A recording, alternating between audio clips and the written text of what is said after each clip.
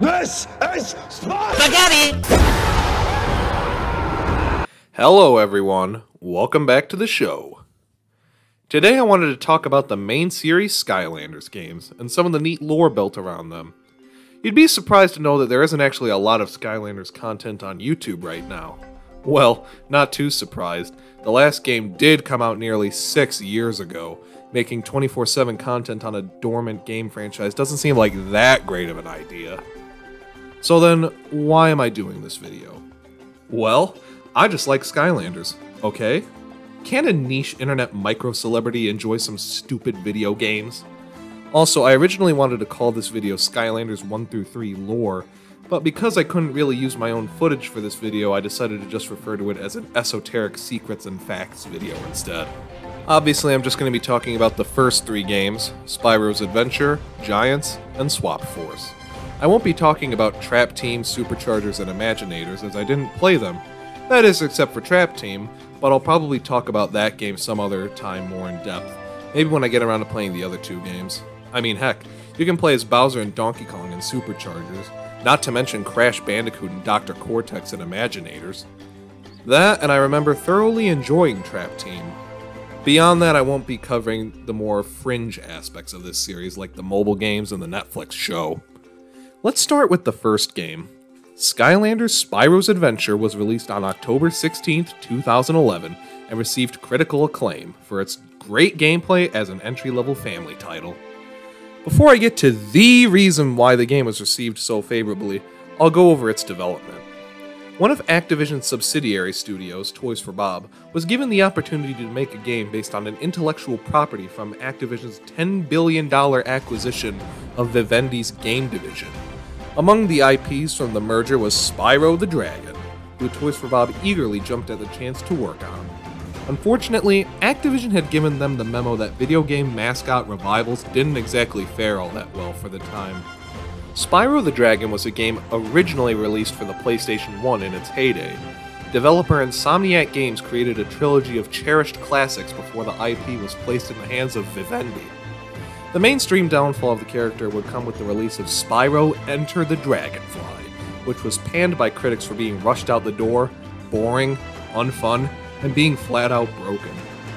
Even though the reputation of the series was trying to be saved by Spyro: A Hero's Tale, the franchise was stuck in limbo. Other developers later tried to completely reinvent the series with the Legend of Spyro trilogy, but they failed to make a lasting impact, with many citing the changes in the series as being too radically different from the PS1 classics. It was clear that Toys for Bob would be fighting an uphill battle on this one, but nevertheless, they began work on rebooting the Spyro franchise once again. The game would have originally been called Spyro's Kingdom, and began development sometime in 2007. This reboot would have been very gritty and realistic, with the player being put in some post-apocalyptic setting and not even being able to play as Spyro, with the focus placed on 2 characters called Bomb Troll and Tarclops. Thankfully, someone on the dev team realized that having a game called Spyro's Kingdom, where Spyro isn't a playable character, was a really fucking dumb idea, and he was soon made playable. Partly the reason why those 2 other characters from earlier were pushed so heavily earlier in development was because in order to stand out from the crowd of other edgy mascot revivals, it would be using a revolutionary new technology. Enter Toys to Life. By using action figures with an inscribed NFC code and including some quote-unquote magical NFC reader, players could scan their toy into the game and play as that character. Namely, Spyro and the other 2 guys that were going to be included with the game. This didn't turn out all that well, because later the developers felt that the game was so gritty and so realistic that it just wasn't the same Spyro from all those years ago. Toys for Bob pushed back the release of their planned Spyro game from 2010 to 2011, and began to rework the progress they made thus far. One of the reasons why the game suffered so early on was because Toys for Bob was developing the game with a mid-teenage demographic in mind. Now, as to why the devs originally thought 16 to 17-year-olds would want to be playing some gritty mascot revival with some gimmicky toys would sell is beyond me. But they did end up realizing that this wasn't the right move and shifted their focus to a pre-teen demographic. Focusing harder on the Toys to Life gimmick and refining the single-player campaign, Toys for Bob successfully reworked the game into Skylanders Spyro's Adventure. utilizing new characters to make toys of along with Spyro, and reworking Bomb Troll and Tarclops from earlier into Boomer and Zap respectively. The game would still release in 2011, with a few added caveats.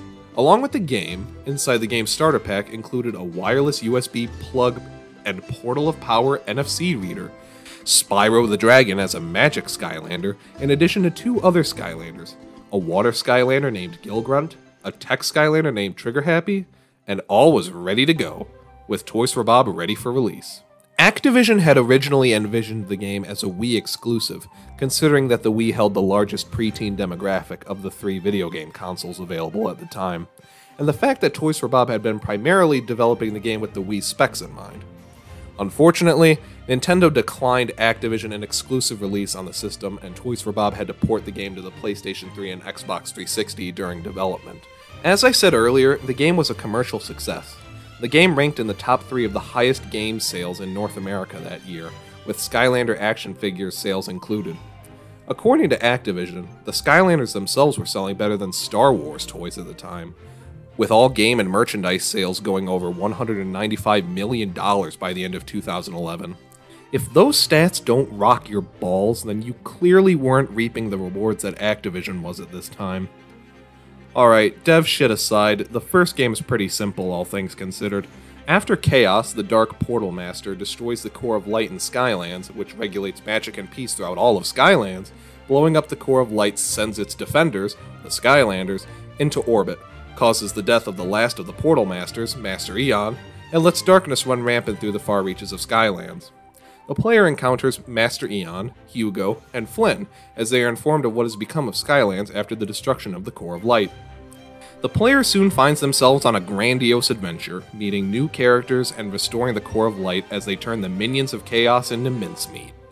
Pretty bog standard for a kid's game, but I'm going to be honest and say that the NPCs in this game are just as memorable as the Skylanders you play as. Flynn's hilarious with all of his jokes, and Eon's introduction to Skylands is iconic as far as video game openings go. I'd credit much of this to the stellar voice talent that Activision paid a pretty penny for, among them being Richard Horvitz, who plays Invader Zim as the villain of this game, Chaos. You can tell he was having a blast throughout the entire thing, and it really shows in the performance. Also a big mention to Patrick Warburton, who plays Joe on Family Guy as Flynn in this game. He's awesome in this game too. Freddie Winston and Kevin Michael Richardson voice a handful of the Skylanders, but chiefly among them is Josh Keaton as Spyro the Dragon, probably best known for being the spectacular Spider-Man.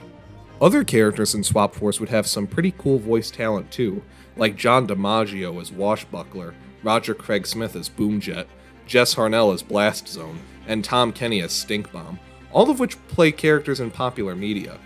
Now listen, I know you guys want me to talk about scrapped Skylanders, so I'm not going to tease you any longer and just get on with it.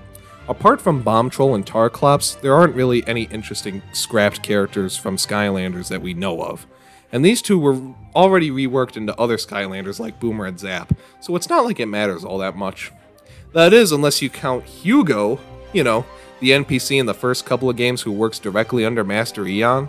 Well, he's got a figure here, but it was scrapped because probably no one wanted to play as the bookworm NPC character.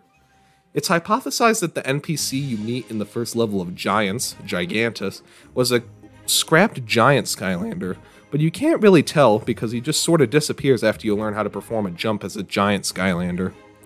Probably the most well-known scrapped Skylander from Giants was Crypt King, who was supposed to be the giant for the undead element. We don't exactly know why he was scrapped considering that this prototype figure exists, but he was replaced with Eyebrawl. Again, this isn't really that big of a loss considering that Crypt King would become one of the 2 undead Trap Masters in Trap Team next to Shortcut. Maybe Crypt King getting scrapped in the second game is what caused the members of the Trap Team to have their action figures be as big as the Giants were.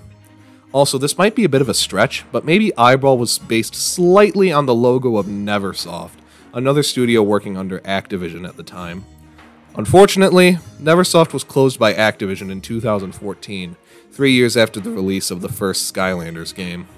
The only studios you need to remember that developed the 3 Skylanders games in this video were Toys for Bob, who developed Spyro's Adventure and Giants, and Vicarious Visions, who developed Swap Force.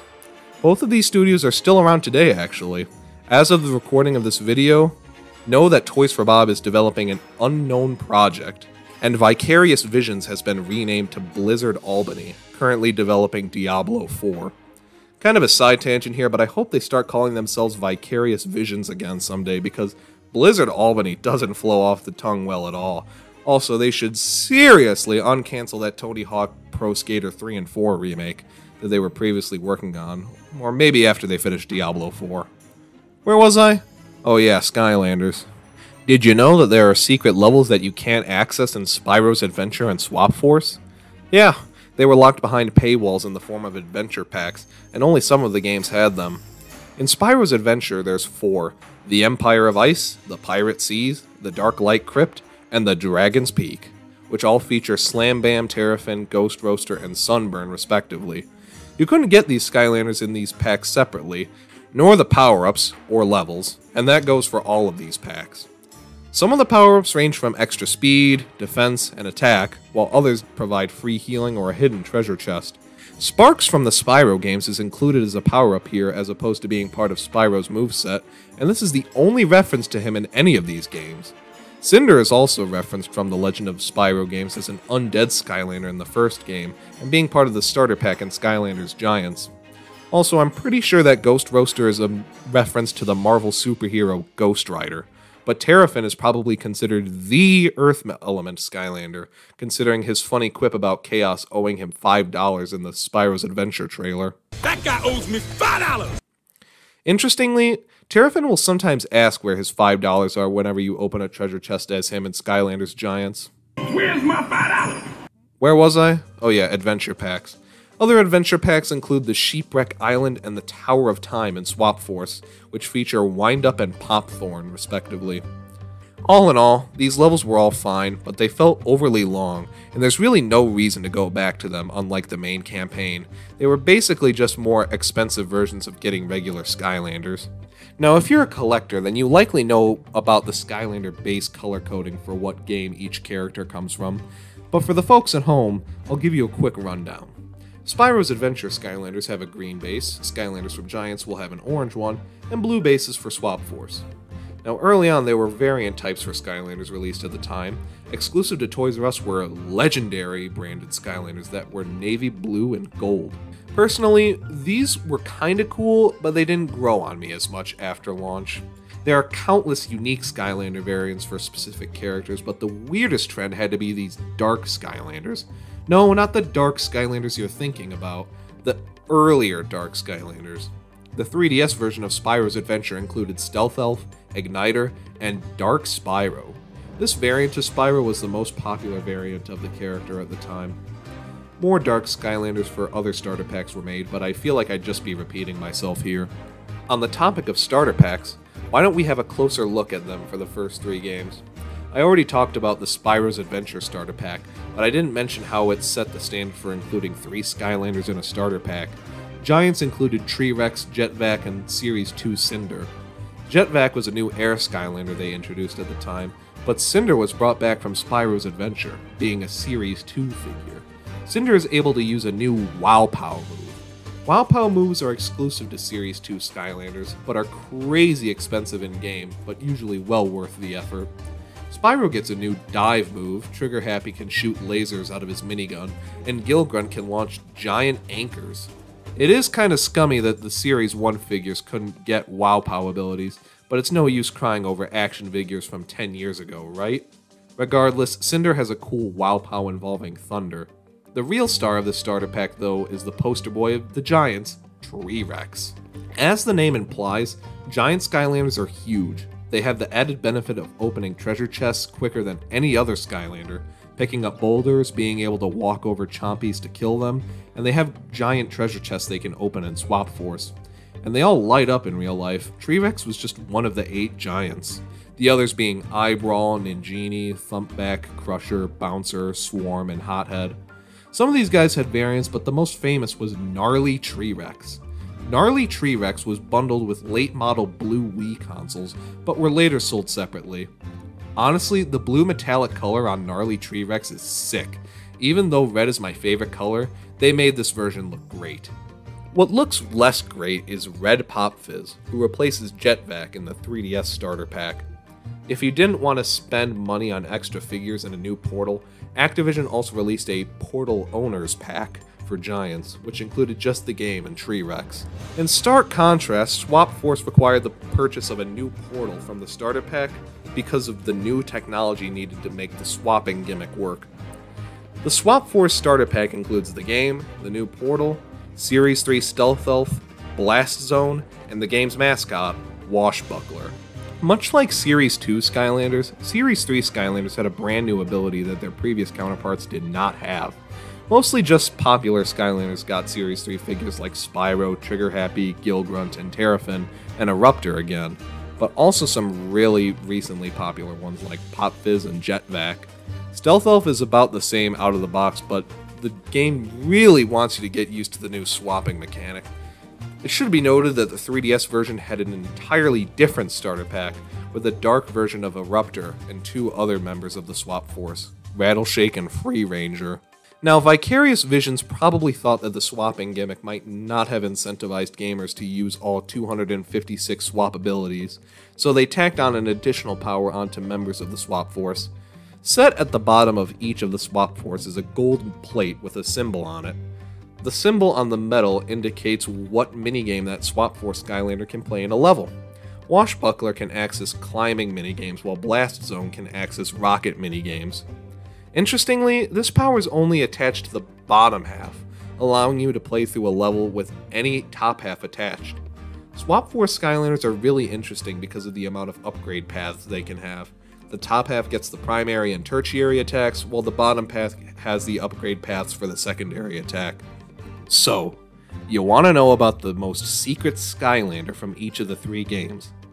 Well, one might say Series 1 Whamshell and Light Core Hex because they were the last Skylanders released for Spyro's Adventure and Giants respectively, but it's more well known that the rare Skylanders from early on were the four Frito-Lay sidekick characters, Gilrunt, Trigger Snappy, Whisper Elf, and Terabyte.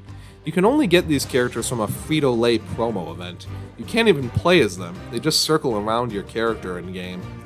As such, they're highly prized as collector's items, right up there with chase variants like this lightning rod from Giants, and some other extremely niche variants. None of these characters actually look like this in-game unless they're deliberate palette swaps, but I'm still dumbfounded about these sidekick Skylanders. If you're interested in actually playing as any of these mini Skylanders, they were officially made playable in Trap Team for much cheaper, along with a few other mini Skylanders. But all of this is a Google search away. You still probably want to know about Swap Force. Well, the most esoteric Skylander from the first three games, in my opinion, is Vicarious Visions Wind-Up. This version of Wind-Up has never been officially released, only existing in the game's code. This variant's real name is Gearhead VV Wind-Up, with color coding and iconography looking just like the Vicarious Visions logo at the time. But because this version was never released, does it really count? I mean, Heartbreaker Buckshot and Robo from Imaginators are the stuff of legends because the former's release was cancelled despite having prototypes being cleared at the time, and the latter because that's the rarest Skylander in general. Honestly, there's a lot more I could have talked about, so maybe in the coming months I'll come back and actually talk more about the gameplay and the other three entries, as I've said. Before I go, I wanted to give a shout out to the guys who are here keeping this fan base alive outside of the people on the subreddit. Seriously, guys, thanks for being here to remind the world that these games were actually good at one point. That's all for now. This is Cad Blasty, signing off.